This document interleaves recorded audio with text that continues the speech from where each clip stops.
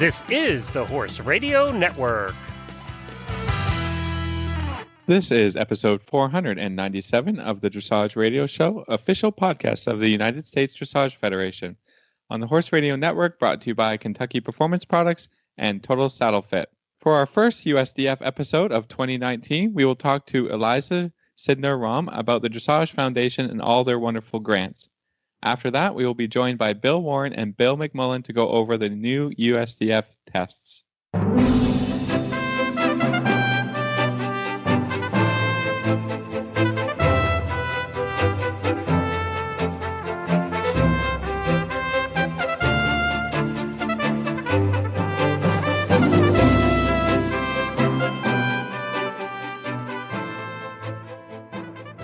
This is Reese Koffler-Stanfield from Loxahatchee, Florida. And this is Philip Parks from Rockwood, Ontario, and you're listening to the Dressage Radio Show. Well, Happy New Year, everyone. Happy New Year, everybody. Happy New Year, Phil and Jen. It is a new year. It's crazy. I would like to know where 2018 went. Yeah, I agree. I think 2018 went really fast. I know some people had some rough year, but for us, it just went. Travis and I were talking about that. It just went fast. So we've all been very busy and doing radio show and traveling the world and riding a few horses and doing a few shows, and it's been fun. Yeah, so now it's time to start new. I know, and I think I don't know about you guys, but I'm like super happy to sort of get back in routine.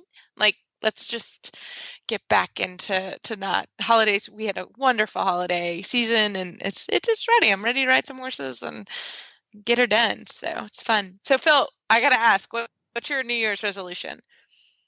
Oh, I don't make your New Year's resolutions. I ask every year thinking maybe it'll change. Yeah, I just, like to continue to improve on the things I've already improved on, and keep working to get better in riding and being a good husband and being in all things. I think we could always do a little bit better job in everything that we're doing. I like it. That's awesome. I have the same one every year because I haven't achieved it from last year. To be on time? To be on time. Yeah. That's like because Phil knows me too well. It is true. It is to be on time. And so I'm going to really work on that. So far, it's day 3. I'm doing okay. Okay. But to be on time is, anybody that knows me, I pack a little too much in sometimes. So, or try to at least. Well, tell us what's going on in Welly World. Welly World. Well, so next week is the first week of the global show. So, and I'm actually showing Karen Isberg's horse, the Natural E. This will be the first time showing him. So I'm looking forward to that. And everybody knows Karen because she's on the show quite a bit. So that'll be fun. So we'll hopefully have a really good update next week. He's going to go to global and do second level, which will be fun. So that's going to be a fun adventure. But it is the first week. So people are it's amazing the amount of trucks that have been coming in today. Oh, yeah, they've all been arriving from Canada for sure. Yeah, a lot of trucks. Like today we counted like 15 trucks that came into our neighborhood. So it's actually been great. I my horses are all settled. We've been here a month, which has really gone by fast.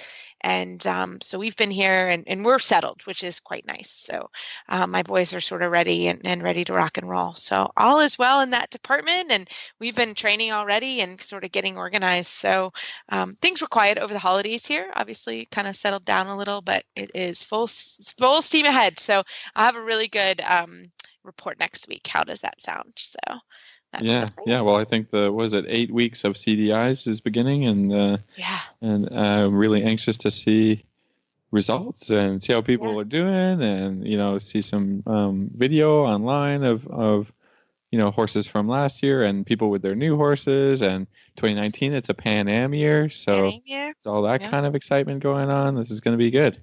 Yeah, it's going to be fun. So stay in touch. We will actually, right now, the Robert Dover Horse Mastership Clinic is going on.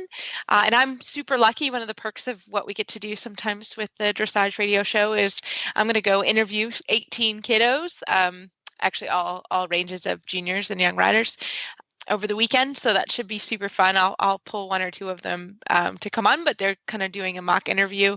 That's a really cool program, and you can actually watch it on the USDF network. All Robert's lessons are being broadcast which should be fun. So there's lots of stuff going on with that program. So I'm looking forward to doing that on Saturday. So a perk of our job, which is really cool. So looking forward to that. Well, Phil, we've got a great show today, so we're going to get right into it. And we promised we would bring the 2019 test review. So the Bills are coming on today to do that. Both Bill Warren and Bill McMullen, they're fantastic judges. But right after this break from the United States Dressage Federation, we're going to come back with Eliza Sidner-Rahm to talk about her experience here in Wellington with a grant from the Dressage Foundation. Founded in 1973, the United States Dressage Federation has become the largest organization to represent a single Olympic equestrian discipline. At nearly 30,000 members strong, USDF is your connection to dressage education, competition, and achievement. Visit USDF.org to learn more about USDF education, competition and award programs, and to shop our online store. Again, that's USDF.org, your online destination for dressage. Well, tonight we are very happy to have Eliza Sidner-Rahm. She is an FEI rider, trainer, certified instructor, mom, author, and also a board member of the Dressage Foundation. Eliza, welcome to the show. Thank you guys so much for having me. We are so happy and to have you. And we had dinner a couple times. You're down here in Wellington with me for at least for a little longer, and it's been so fun. We've gotten to catch up and hear all about those adorable babies you have. Oh my goodness, they're awesome. Thank you. Yeah, they had a blast down here in Florida. So let's get right into how you're here and why you're here, because it's really a great story. Oh yeah. So yeah, unfortunately, I leave on Saturday. Today's Thursday, but yeah, I got a grant from the Dressage Foundation, the Lindgren Scholarship that's given out to professional dressage trainers, specifically USDF certified instructors. It's an amount of money for you to go and have some concentrated training time. So that is exactly what I did. I came down here to Florida. I'm in Wellington. I brought 5 horses with me. They're all mares. And I'm training with Jennifer Baumert, and I've gotten to have a couple lessons from some other wonderful instructors. And so we're down here for 6 weeks. We came a little bit pre-season because 6 weeks is what I could afford, and no one is going to rent to me for only 6 weeks in the middle of the season. So we came a little bit pre-season. So we came right after Thanksgiving, and we're going home on Saturday. But it's been a fabulous, fabulous trip. Such wonderful, concentrated training time. And that's exactly what this grant is for busy professionals who are so often focused on their students to take some time to train for themselves. And it really is such a special thing because I don't think I've ever had this many lessons in a concentrated period of time like this, where I sort of get to be the client finally instead of always being the instructor. So it's been super, super educational and just a great experience overall. So first of all, tell us a little bit about the Dressage Foundation. Yeah, so the Dressage Foundation is a nonprofit organization. It's not connected to USDF or USEF. It's a standalone organization, but we work closely with those organizations.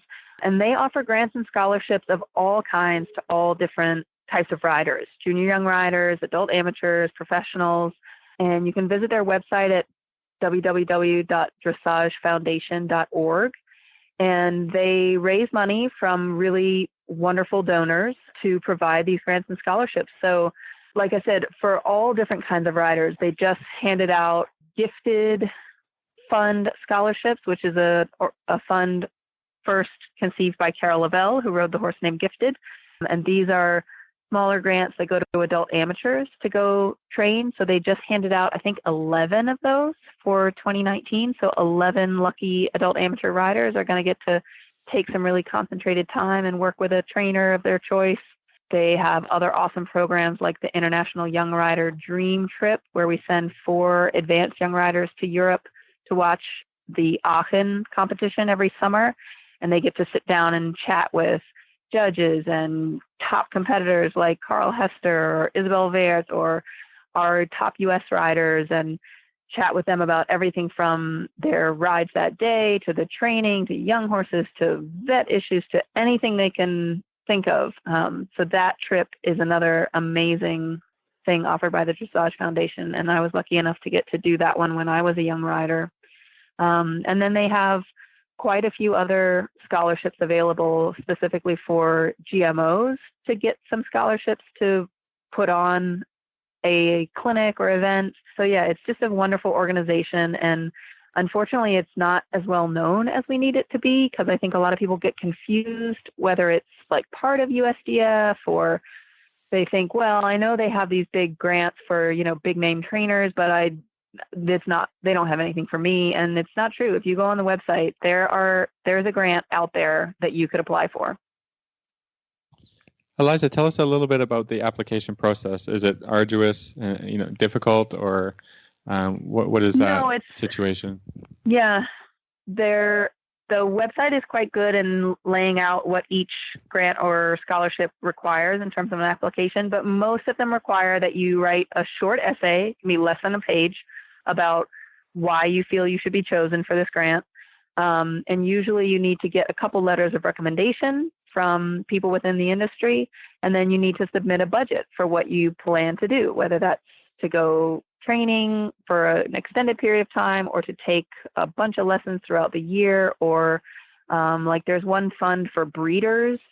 So if they want to go, let's say, to Germany for a course at the Hanoverian they can say, here, this is my plan. It's going to cost X for a flight, and this is the course fee, and this is my hotel fee. And so you put together a budget and submit all of that. So it's not too terribly arduous. I mean, it would take you, one evening to sit down and get the essay written and then ask for the letters of recommendation. But certainly very doable. It's not going to take too much of your time.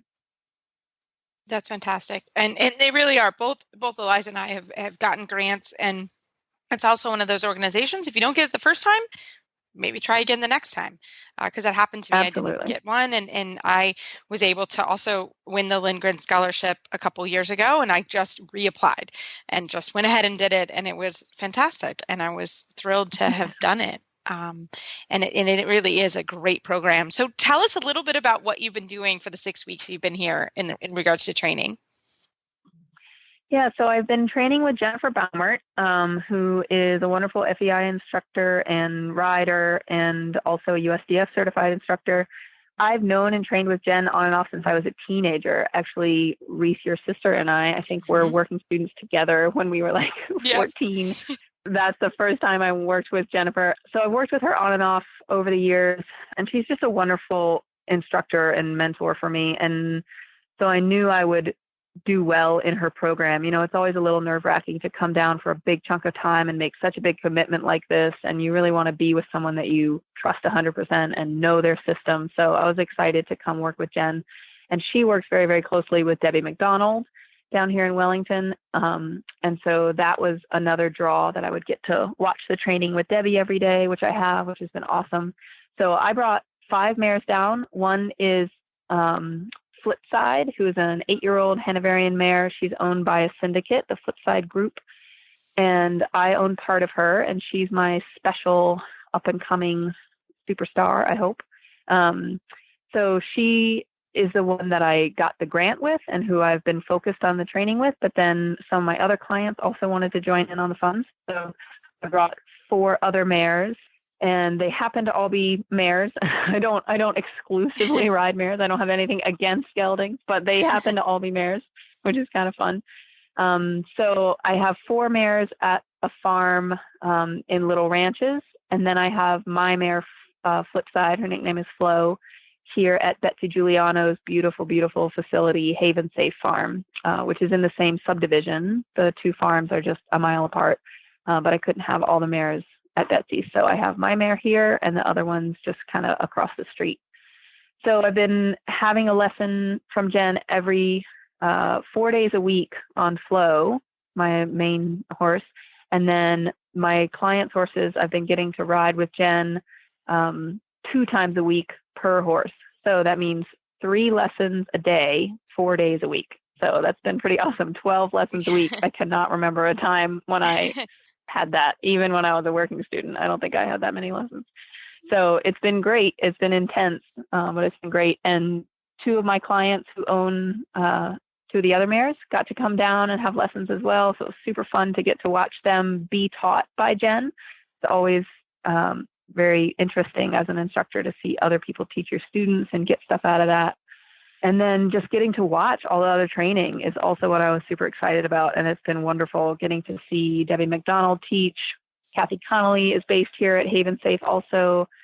Catherine Bateson comes here and teaches. I've gotten to do some work in hand work with a wonderful Brazilian trainer, Claudia Oliveira. So it's been awesome. Fantastic. Before we let you go, maybe you can give us maybe a little tidbit or some little information that you've gleaned in these 6 weeks that we can also benefit maybe from your education. Sure, yeah. And I have been keeping a blog while I'm down here, so I'm happy to share that with everybody. It's www.elizasidnordressage.blog. So I'm sure we can put that in the show notes somewhere. Yeah, we're going to post it that to the show notes. Yeah. Awesome. But mostly what I've been working on is improving connection, as we are always working on with all of our horses, and really honing in on straightness and getting the horses really well balanced across their shoulders. And so one of the things that has been pointed out to me about all of my horses, so clearly it's me doing it, is the tendency to hang a little bit too much on one rein, in my case, the left rein, and not have the horses pushing enough to the right rein. And so our focus with all the horses has been on improving the evenness of that connection, and then really being able to turn the shoulders and keep the horse really well balanced. And when I feel a crookedness creep in, let's say I feel the left hind coming to the left, to really make sure that I balance the shoulders on my line of travel and then put the haunches behind the shoulders. It's a simple, basic concept that we all hopefully learn early on, that you put the shoulders where you want them and then you put the haunches behind the shoulders. But it's so easy to start kicking the haunches around when the shoulders aren't balanced. So that's been a great reminder on all my horses. Fantastic. Well, Eliza, tell us how our listeners can get in touch with you if they are in North Carolina. Yeah, I have a website, www.elizasidnordressage.com, and I'm on Facebook, Eliza Sidnor Dressage on there. And then, like I said, you can check out the blog if you want and find me that way. Fantastic. Well, thanks so much, and we can't wait to see how your season goes. Thank you. The sun is just peeking above the tree line as you walk into the barn. You grab your horse's halter off the hook and head out to the field. The dew shimmers in the sun as you walk across the damp grass. You call his name and his head comes up as he walks toward you, looking for the apple in your pocket. You take your time grooming, enjoying the peace and quiet in the empty barn. A refreshing breeze greets you as you start down the tree-lined path. Your horse ambles along on a loose rein as you both enjoy a relaxing ride. The feeling you get on an early morning hack is why we do what we do at Kentucky Performance Products. This feeling is brought to you by Microphase. Fill the nutritional gaps in your horse's diet. Microphase Vitamin and Mineral Supplement is a low-calorie way to provide your horse with the vitamins and minerals missing from their diet. The horse that matters to you matters to us. Well, I really hope that everyone looks at the Dressage Foundation website. It is true. They are grants for everybody. And if you do want to donate, they always are happy for donations. But I myself have had some grants through them, and they are very, very, very helpful. So check out the Dressage Foundation. And we're going to take a quick break from Kentucky Performance Products, and we're going to come back with part one of the 2019 new test reviews with the Bills. Well, tonight we are honored to have the Bills of Warren and McMullen Dressage on the program. Bill Warren just became an FEI 4-star judge, and he is a USDF gold medalist. Bill McMullen is a certified instructor and faculty member, along with being a USEFR dressage judge. And I'm very honored. They are my neighbors here in Wellington, and I get to wave at them every morning. Gentlemen, welcome to the show. Thank you. Thank you. Glad to be here. Well, we are tonight going over the new USEF and USEF tests 2019 that are coming out this year. And you guys both did a wonderful discussion a few weeks ago at Show Chic, which is a local place here in Wellington. And so I asked you to come on because it was such a great synopsis of what we're going to see. So Bill Mack, why don't you get us started with what is going on in training level? Okay. Training level is always a good place to start with our basic training level for sure. In terms of the changes in the tests, if we look at overall, there are not a lot of huge changes in the tests, but some important ones at each level that we can certainly go over. In training level 1 and 2 remain actually pretty close to unchanged. The biggest change in training level, which I think is a welcome change, is that in training level test 3, they've added the full 3-loop serpentine, which I believe we used to have in a first level test 1, not sure what, some years ago, but we haven't had the 3-loop serpentine in the trot for some time at training or first level.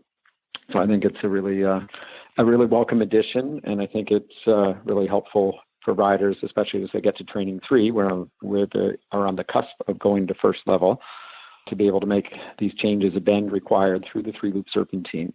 I think one of the most important parts of the serpentine and learning to ride it is of course, the accuracy, which we will all agree on, that it really helps the training level riders to become super familiar with where the placement of the 320-meter circles are in the arena, which seems to somehow, even later on in the levels, seems to come back to haunt a lot of riders that didn't quite get it exactly right.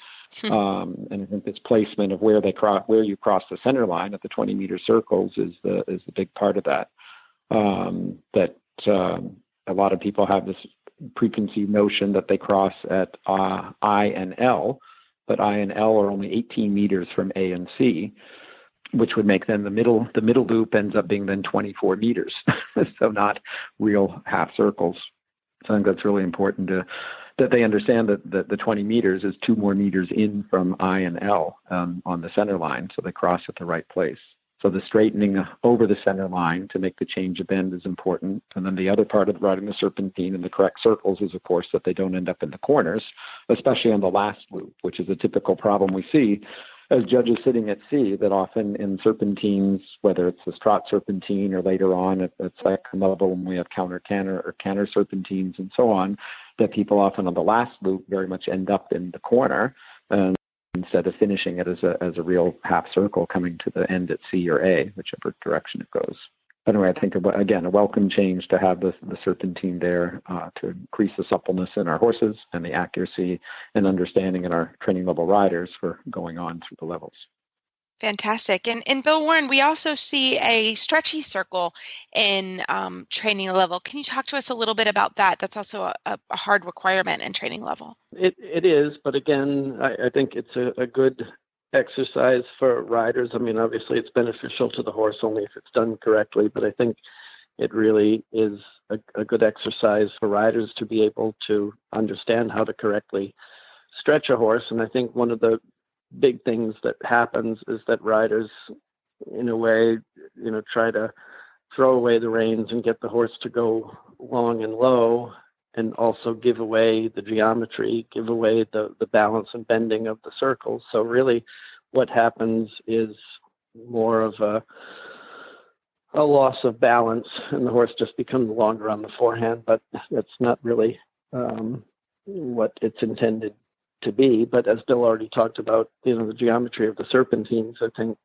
riders really have to understand where a circle begins and where it ends. And if it's at A and C, there are no corners. And in the middle of the arena, it's important to understand where the 20-meter marks really go to. and while maintaining the bend of the circles, then if the horse is correctly into the contact to begin with and has learned to reach forward and downward, that's really what we're looking for, and not just a chasing of the horse around a circle that's not really a circle and throwing away contact. And lots of horses just, by nature, if you have a horse that's built a little bit downhill, of course, it's going to drop its neck, but that's still not really a horse that's stretched over its back in the way that we're looking for. So I think it's good that a stretching circle is from the beginning of our levels, although we do have introductory level 2, but I think it's great that it's part of training level. Fantastic. Absolutely. Bill Mack, anything else to add for training level? I think those are two, as you pointed out, the serpentine and the stretching circles are certain two big highlights that need to be really stressed in terms of the importance of what riders are getting at that level. In addition, as I think for any level that we always need to reinforce, but a good thing to say here is the importance of riding good transitions, and that goes through for riding the test again at any level, and that starts here at training level and the preparation for the trot to canter transitions and all the others too. If we look at most tests, just talking about in general, if you look at the scores, if you added up the scores, in general, for most levels, you would find in most tests about 50% of your score is based on transitions. Yeah. Anyway, the importance of being able to prepare and have a horse on the aids to ride correct transitions within a good geometric pattern is required is really the important basis there. Absolutely. So let's go on to first level. Bill Mack, do you want to kind of do the same thing with first level? Sure. I think a little bit like first level, training level, first level test 1 and test 2 are virtually unchanged, and the biggest change in first level also comes in test 3. And I think this will be applauded by many and for people that have ridden the first level 3 that we've had for the last segment of years, where we had the leg yield came out of the corner. You came immediately out of the corner and had the leg yield away from the corner toward X and then back again. So we had the counter change of hand in the leg yield. So this year they've made it, I think, much more accommodating to the horses and much more beneficial to the training of the horse. Because again, the old way, it caused riders often to be able to, even at the corner, because they had to change the flexion, ending up riding the corner sometimes with the wrong flexion and even sometimes bend, which leg yield doesn't have, but they would even bend the wrong way at the corner and so on to get prepared to start that leg yield. So it made for some not so correct riding at the corner. So now with the new change, you come through the corner at the same place, but then you come down the long side and you prepare before V, that you start the leg yield at V as in victory. So you have from the corner letter, from F up to V to get straight and prepare the flexion, and then the leg yield goes from V to I. So it's the same length of leg yield, but goes to I, and then it's prepared for a 10-meter circle to the left, and then coming back to the center line, continuing up to C, and then you track left, and then you have from the corner letter down to S to prepare the leg yield in the other direction. So again, it gives you at least a handful of strides to be straight, prepare the flexion and the leg yield to the center line, and then you circle to the inside and then straight ahead with the turn right at A again. So it's interesting. Yeah, it's a really much better pattern for riders and horses. It's a much better pattern. Well, it's really testing the horse to leg yield away from the wall on both sides. Because I came along with my students, and some horses are really good at leg yielding one way and not so good. I think that's pretty common. And then, the horses that were really good at leg yielding, one way could get to the center line really quick, but then sort of drift back to the wall. And then, I think this is a much better test of, the horses being willing to leg yield off of the wall both ways. Sure. Yeah, exactly. It makes it equal on both sides. It gives an equal test, an equal chance for us to see when we're sitting at C to see what's happening with that. And again, it gives time and preparation to really do it correctly, that people aren't rushing then. Especially if you have a big young horse at first level that's trying to find its balance. Like I said, in the old way, to get through that corner, a big moving young horse to prepare that, it's very difficult. There are small, more compact horses that are really a really well balanced and more compact horse could get through it a little more easily. But because it's accommodating to younger horses that might be at first level. Fantastic. And Bill Warren, can you talk to us a little bit about the canter work that's in first level test 3 or in first level in general?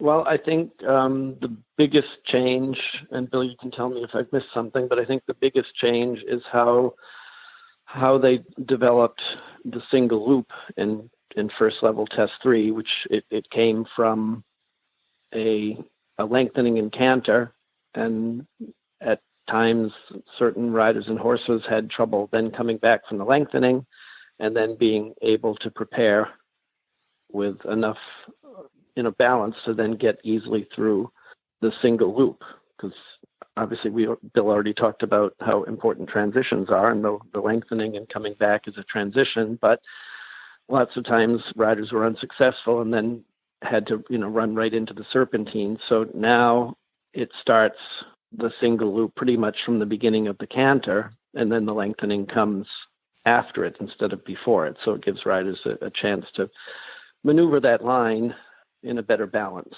Yeah. In the old test of first 3, it used to be circle, lengthen, loop, then the change across, and the same thing the other way. And now you pick up the canter a day and go right into the loop, as Bill said.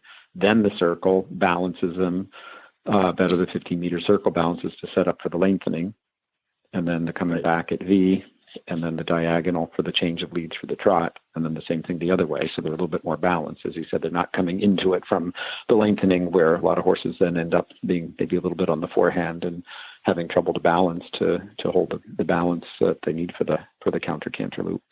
And there's no longer the dreaded. The pick up the canter and circle. They took that out, right? That's no longer there. Right, that's right. Yeah, it used to start right away, right?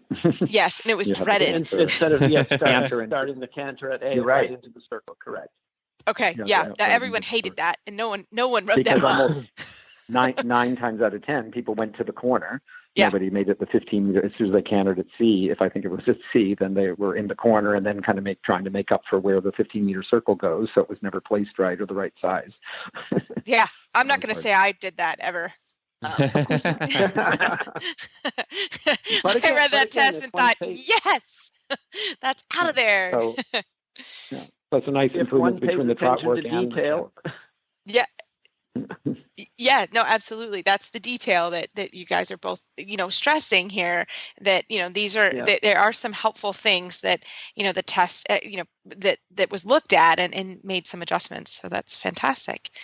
I love it. I have to say that the test riding committee did a really good job, because in that first level test 3, they didn't really take anything away. They changed the placement of things, but they still kept the loop, still kept the canter lengthening and the circle and all of that. So I think in a clever way, they just replaced things, and it gives riders a better chance to show good riding and not struggle. Well, and like you said about the training of the leg yield, I mean, we want to think about how we're training our horses at home, and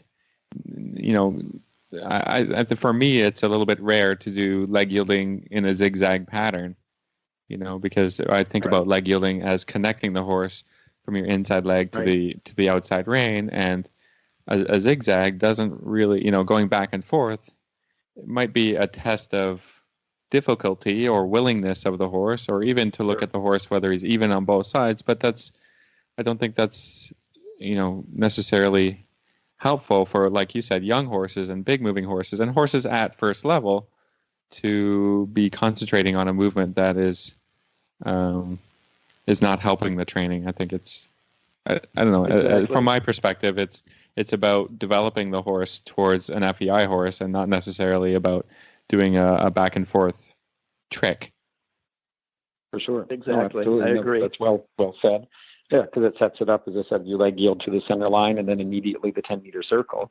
So the yielding lends itself, as you said, to building a better connection from inside leg to outer rein, which is really what should be concentrated on. Fantastic. Well, Bill Warren, can you start us off with second level? Because this is where it gets complicated. Okay. And I think as judges, we've all watched riders struggle in a more demanding level. And I think the test writing committee did a good job in trying to be a little bit more progressive about things in second level, especially the simple change in the canter and making it a little bit more progressive. As in second level test 1, we don't have an actual simple change yet. It's a transition to a few steps of trot and then to walk, and then it gives the rider a chance to rebalance the horse for the new lead instead of right away going into second level and then having to canter down to the walk and be organized in a quick manner to get the other lead. So it's a little more progressive. And then in second 2 is the first time the actual simple change is asked for.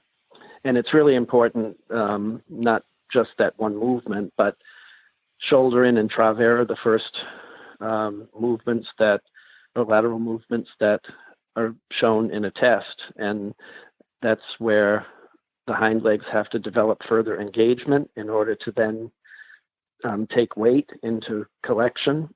And without that, then as the demands increase in second level for those simple changes, it becomes harder if those basic requirements haven't been met as far as the engagement and the activity and the weight bearing in collection. Then those more advanced transitions are going to become problematic. But I like the way that it starts at second 1, making it a little more progressive. And Bill Mack, did they change second 3 at all? Or is that one they left alone? Second 3 is virtually unchanged. I think actually, I think it's exactly the same. The trot work is the same with the shoulder in 10-meter circle travers, both directions with the medium trot in between. And then for the canter work, it has the same, the counter canter serpentine, and then the simple changes on the half diagonal. So it's virtually unchanged. But again, I think with the changes they made, the tweaking second 1 and second 2 makes it more progressive, I think, getting to second 3, because I think that doing that simple change, the simple change has to happen on that straight diagonal line from as you come from F to E, and the simple change happens at L, is a harder place to do it. The serpentine, lends itself a little bit of the turning for a little more, being able to get the horse to take a little more weight behind in a little easier way with the turn, and then the straightening into the simple change over the center line in the serpentine. But then for second 3, again, going on that straight line, the horse has to be on the aids coming out of the corner to be super straight there and not using the turning. So there's no turning coming into it. Yeah, it really does look like the test writing committee really did look at second level, because it is a dreaded level, because that's the first time collection really comes in. It's dreaded. Everyone hates it. But it looks like they really kind of stepped back and said, how can we make this a little bit easier transition for all the horses and the riders overall with second level? So it looks like they kind of helped improve it. It's a logical progression, and I think it's welcomed also. Yeah, I think because so many new things. Word logical. Yeah, logical. Yes, yeah. So many new things are introduced that to have them all, well, not all of them, but many of them thrown at you at second 1, it wasn't very nice in sort of the way that you're trying to develop riders in your program to kind of learn one thing at a time. It's sort of like, at the end of the season, after a successful first level season, then you're like, now we have to learn 10 things to be able to do one test up, if you know what I mean. Like to go from first 3 to jump. Second 1, you're like, and then we have to do this, and then I think it was very overwhelming, and it's nice that they sort of made it more progressive, like you guys said. I think that was a big because I always think that second 3 is a nice test. To be able to ride, and at the end of a second level season, I think you want to be progressing towards being able to ride this. Of course, but it's nice to have some stepping stones to go to. Absolutely, and Bill Warren, just making sure you are required to sit the trot at second level, correct? But not at first level. Yes, they didn't change that. Not at first level. That is unchanged. Second level is sitting throughout. Fantastic. At first level, it's allowable rising or sitting. Combination is allowable. Fantastic. And still no double bridle at second level. Still a snaffle bridle. Correct. Fantastic. And what about the trot work? Like, are they still asking medium trot? That's the same. Yes, asking for a collected trot and medium trot. The lateral work is done in collected trot, and then the transitions to medium trot. And we also have separate scores start to appear at second level for the transitions from medium trot to collected trot. Fantastic. Well, Bill Mack, we are going to take a break for this part 1 episode of going through the 2019 tests. And how could our listeners find you guys online? We're online. We have a website, WarrenMcMullenDressage.com. Warren McMullen Dressage being all one word. And so we have our website there. And we also have a Facebook page, Warren McMullen Dressage, and have we're both on a personal Facebook page under my name of Bill McMullen. So it can be found and messaged through any of those, any variety of those. Fantastic. I love it. Well, thanks so much. And we can't wait for part 2. Thank you, Reese and Phil. Thank you.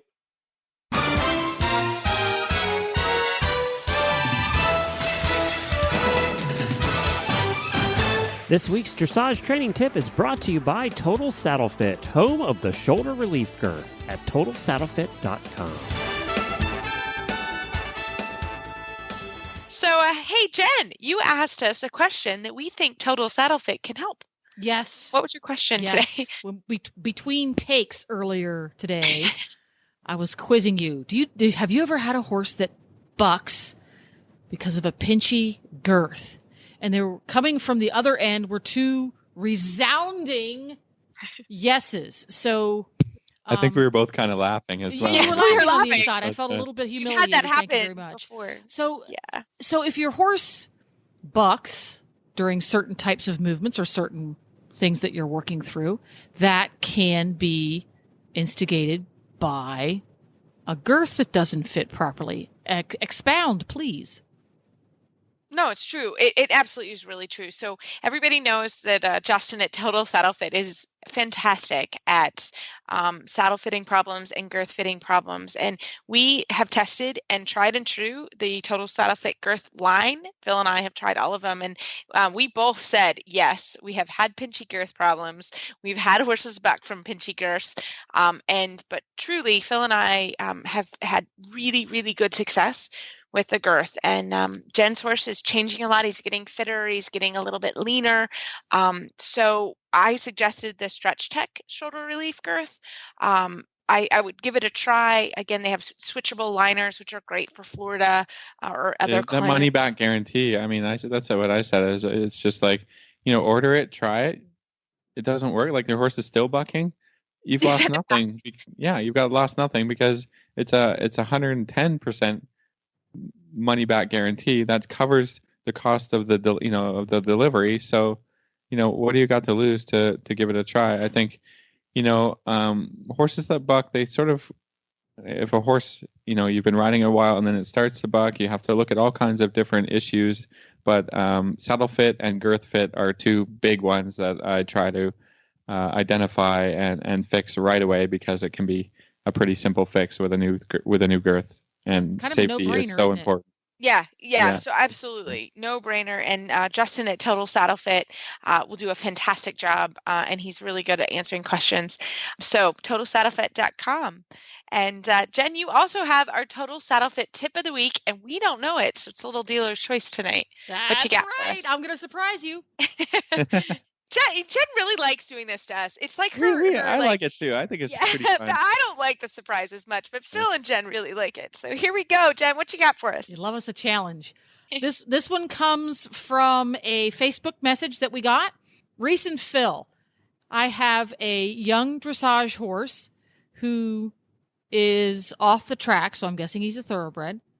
He has a great trot, unlike most off-track horses. Unfortunately, he is struggling a bit with his canter work. Our transitions are reasonably well balanced, but as soon as we go from circling to down the long side. So I'm guess she's training level maybe. He gets onto his forehand and then it goes pear-shaped. Can you suggest any exercises to help us canter balanced in a straight line? Sure. Phil, do you want it first? Or do you want me to take it? Okay, I'll take it. I mean, I can take it. I think the simplest answer to this question and how I introduce a lot of horses to cantering down the long side is that instead of going right from a circle to a square shape, I really like to keep it, begin it as an oval. So I just start opening up my circle so that it gets sort of more and more oblong and long in its shape, so that you're not doing 10 strides or 30 strides of straight canter. You're doing one at a time, right? So you can picture this circle is now opening up, and then you can do 2 straighter strides along the long side, and then you're turning on that circle again, and then the next time 3. The biggest confidence builder is to just develop the horse like this in a reasonable and successful way. The problem is when you got a good circle going, and then you point him down alongside, and you think like, I think I can, and then you're just sort of waiting for the horse to fall apart, and that's not a very successful. And then he does. And he does, right? Every You're time. like, oh no, and then and everybody's trying. It's not that but you want to have a little bit more reasonable plan if you're having trouble, getting down that straight side. Well, and yeah. So what I actually, when we're just hearing this for the first time too, but I loved hearing that the transitions are good. I think that's telling her that the balance is pretty good. I love hearing that the trot is good. So there's a lot of good things that I heard already that are happening with this horse. And Phil and I both work with a lot of off the track thoroughbreds. So I was very actually pleased to hear that. And this is an incredibly normal problem because, again, remember what that horse was trained to do. He was trained to run fast and straight and on the forehand. So you have to just remember that's part of his he already speaks that language. So you have to just introduce a different way for him to think and a different way to him to communicate with him. So I love Phil's exercise. I do kind of a very similar thing. I will also actually work, if I can, kind of some square turns or quarter turns essentially, instead of round turns. Again, Phil, you kind of talked about it. Even if you're walking, so that the horse kind of gets the idea that you will take a few straight steps, but you're going to turn again. So I think the oblong and also it works really well. Do the same thing, or just think I'm going to go 2 or 3 steps straight and turn again, but not try to go long and flat and straight. It won't work. Then it may take 2 weeks, it may take 6 weeks, but it sounds like this horse has got some pretty good balance developed, and that you're doing a great job. So keep up the good work, and any other questions, don't feel free. As always, we love email and Facebook shout outs. So keep them up.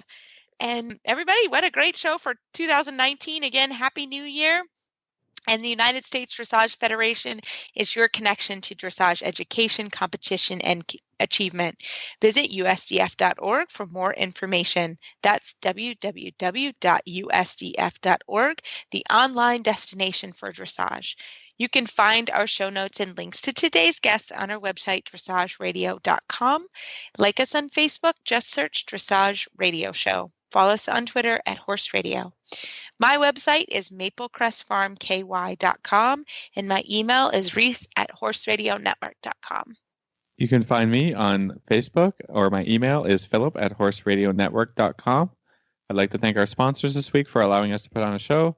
And don't forget to check out all the other shows on the Horse Radio Network at horseradionetwork.com. Everybody, keep your heels down and your shoulders back, and we will talk to you next week.